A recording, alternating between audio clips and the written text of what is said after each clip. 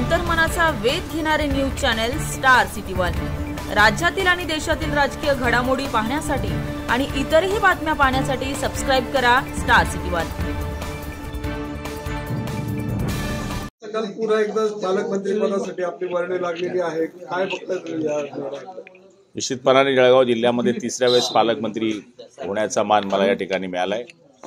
3 सरकारामध्ये निश्चितपणाने 3 वेळेस पालकमंत्रीपद हे जळगावमध्ये मिळणं फार दुर्मिळ मला म्हणावं लागेल, पण आपल्या सगळ्यांच्या सहकार्याने किंवा आदरणीय एकनाथ शिंदे साहेबांच्या आशीर्वादाने मला हे पद मिळालेलं आहे।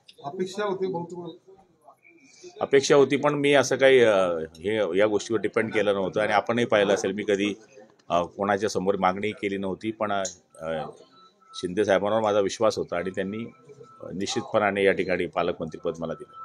शेवटी भरतशेठ गोगावले असतील किंवा दादा भुसे असतील, हे आमचे जुने लोक आहेत आणि त्यांना पालकमंत्रीपद दिलं गेलं पाहिजे होतं। तर आता शेवटी शिंदे साहेबांना मी विचारणार आहे की असं काय झालं की या लोकांना टाळण्यात आलेलं आहे, तर आम्ही त्यांच्याकडे ही मागणी करू की एकनाथ शिंदे आणि गोगावलेंना पालकमंत्रीपद द्यावं। कारण भाऊ भाजपने काय केलं की काही ठिकाणी मंगल प्रभात जोडा असतील किंवा चंद्रकांत त्यांनी त्यांचं काय केलंय काही नाही, पण आम्ही जे त्यांच्याकरता केलेलं आहे तर त्यांनी आमच्या या लोकांचा विचार करायला पाहिजे होता असं मानणारा मी कार्यकर्ता आहे।